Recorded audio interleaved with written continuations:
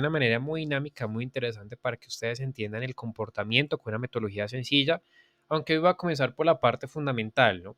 Para que entiendan esa dinámica de por qué el precio se ha movido de tal forma y encontremos una correlación que es muy fuerte en los últimos semestres, ¿no? Entonces, recordemos el año pasado, la inflación en Estados Unidos comenzó a subir constantemente, ¿no? Eso generó presión en la Fed para encarecer el dólar y frenar la inflación. Ethereum toca piso el año pasado, en junio, julio, porque la inflación llegó al 9,1%. Entonces, a medida que la inflación subía, la Fed se veía obligada a encarecer el dólar. ¿Qué pasa después? Unos meses comienza a tener efecto las subidas de tipos de interés agresivamente, que eso no se veía desde hace un buen tiempo.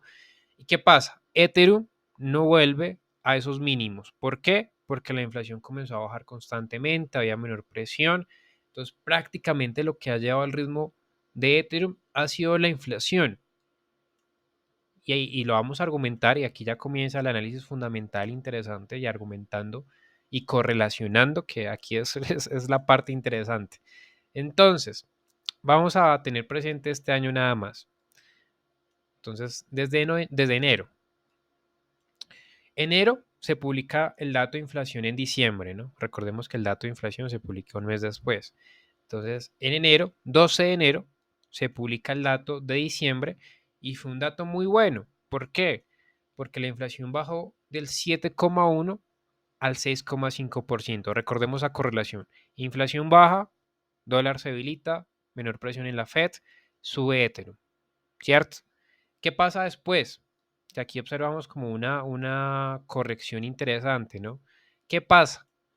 14 de febrero se publica el dato de enero. Un dato, bueno, eso es como una fecha también, se celebra alguna pendejada, 14 de febrero suena una fecha como especial.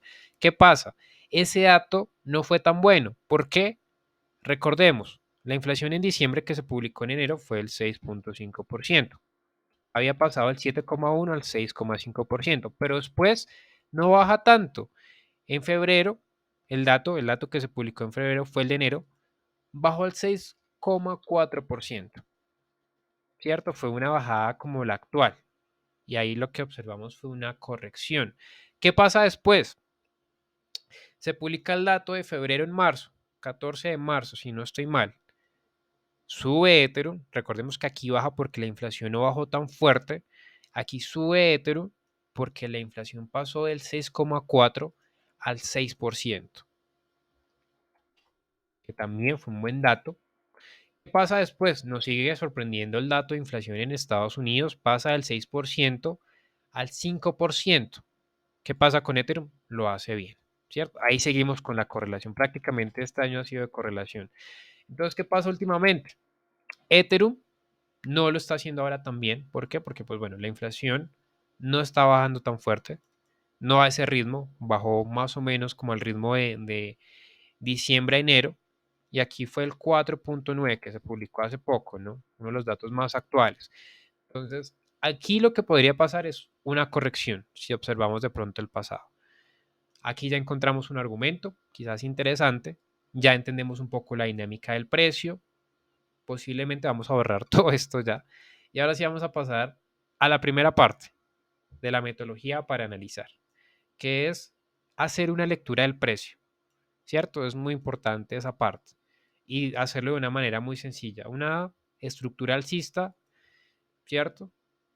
Lo que observamos últimamente en las últimas semanas es que el precio le está costando marcar nuevos máximos, posiblemente una fase correctiva, que aquí un impulso bajista corrige y otro impulso bajista para seguir, digamos, esa etapa correctiva y que nos alineemos quizás posiblemente con estos mínimos crecientes, ¿no? Ya encontramos un argumento estructural, pero pues debemos también cacharrear, tener imaginación, amplificar esto un poco más y encontrar un poco más de argumentos.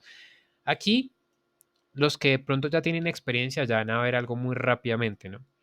Van a ver una figura hombro, cabeza, hombro, que para algunos tiene que ser perfecta, para mí la verdad no. Aquí lo que observamos es un hombro izquierdo, una cabeza y posiblemente el hombro derecho, que si rompe, vamos para abajo. Aquí ya encontramos otro argumento quizás también interesante. Entonces, Esta es la primera parte, ¿no? La parte estructural. Favorece a ventas porque está en una fase correctiva, máximos cada vez menores, ¿cierto? Ya encontramos esos argumentos, ¿no? Ya encontramos la parte fundamental, que normalmente cuando la inflación no baja tan fuerte, pues es normal correcciones en Ethereum, que posiblemente en junio, si la inflación sigue, digamos, en el 4.8, es normal que Ethereum lo siga haciendo mal, pero si la inflación nos sorprende y baja al 3.9, pues hay que comprar, ¿no? Entonces, siguiendo la correlación fundamental, pero ahí hay que tocar también la parte estructural, ¿no? Entonces, ya pasamos a la tercera parte, que es buscar una zona estratégica en la metodología. Vemos un hombro cabeza a hombro, ¿cierto? Va a borrar todo esto, pero el precio está aparentemente en una zona interesante también de soporte, ¿no?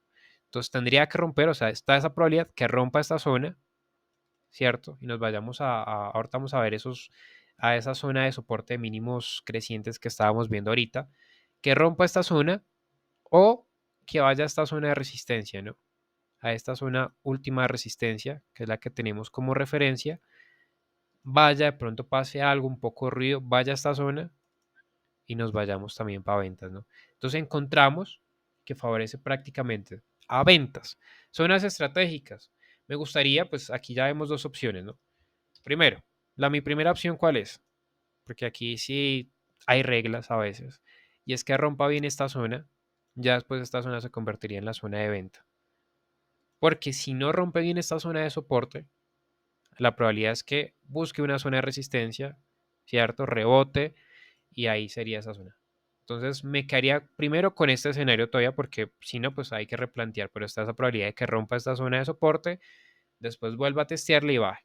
Pero por el momento no ha pasado eso todavía, me quedaría con este escenario, que es que visite la zona digamos, de soporte, de resistencia de ese hombro derecho, ahí formaría o digamos ya eh, una opción de venta interesante, un sell limit quizás.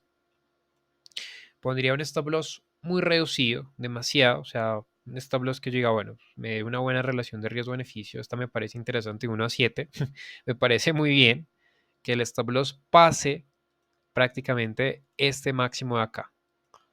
Es más, hasta lo podríamos mejorar, pero me quedo con este 1 a 7.